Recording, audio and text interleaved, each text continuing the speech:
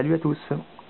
Un nouveau petit tour du jardin en ce 30 mai 2015 à la demande de certains pour vous montrer un petit peu les évolutions depuis la dernière vidéo.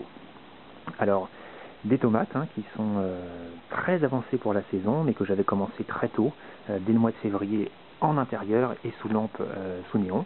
Voilà, donc là on a de la cœur de bœuf qui commence à bien grossir. C'est exactement la même chose pour les tomates cerises que j'avais plantées en pot et qui commencent à produire des belles petites tomates qu'on va pas tarder à consommer. Voilà. Donc là sur les légumes que j'avais plantés très très tôt, donc en février naturellement, c'était un pari sur la qualité météorologique de ce printemps.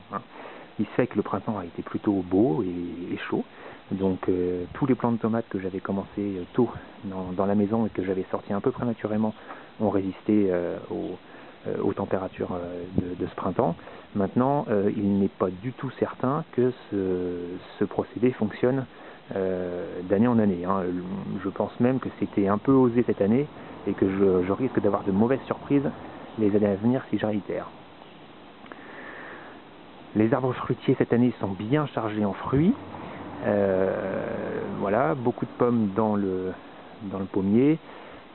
Simplement un petit problème de carpocaps, mais ça c'est fréquent, donc j'ai installé un piège à phéromones pour essayer d'évaluer un petit peu le degré d'infestation et voir si un traitement sera nécessaire.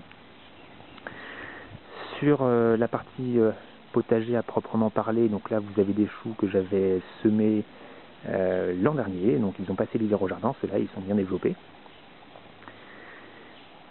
Ici on a commencé à manger les premières salades de l'année, les premières carottes primeurs. On consomme également depuis 15 jours, 3 semaines les pois et les pois mange-tout, qui ont pris des proportions cette année que je n'imaginais pas, un peu trop grand à mon goût d'ailleurs, car ça fait beaucoup d'ombre aux légumes plantés entre les deux. Voilà, les choux en particulier. Vous avez sur la butte des bêtes que j'ai semées cette année, des petits céleris, encore vraiment petits, à nouveau des pois, des betteraves, des épinards qu'on a commencé à manger, les fèves contre la paroi du bâtiment qui sont naturellement consommées depuis déjà un moment.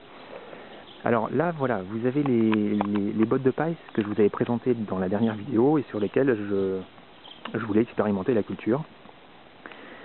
Alors, vous vous rappelez, je vous avais indiqué que j'expérimentais deux procédés. D'un côté, sur les bottes de droite, le procédé, on va dire, habituel décrit dans les ouvrages, qui consiste à apporter un engrais riche en azote sur la botte pour pouvoir envisager une culture des légumes. Et sur la botte de gauche, j'ai simplement remplacé l'engrais par un bon apport d'urine pour essayer d'apporter suffisamment d'azote pour envisager la croissance de tomates. Bon, j'ai planté le même jour des tomates sur les deux bottes et aujourd'hui je ne constate pas de différence flagrante entre la croissance des tomates sur chacune des deux bottes. Donc c'est plutôt encourageant. On va voir dans les semaines à venir comment ça va se poursuivre et si la production de tomates est identique sur chacune des bottes, mais ça m'arrangerait bien que l'on arrive à remplacer l'engrais azoté du commerce par un simple apport d'urine. Pour mémoire, j'avais quand même mis 30 litres d'urine sur la botte. Vous avez ici des courgettes qui sont également bien développées et qui produisent depuis 15 jours à peu près. Les pommes de terre, des semis tout récents sous le paillage d'herbes de panais, des petits pois à nouveau, des carottes et des haricots verts que j'ai semés récemment. Voilà. Des légumes un petit peu particuliers que je teste comme l'oca du Pérou, le crône du Japon, le poireau perpétuel, voilà, la livèche, la roche, etc. L'ail des ours.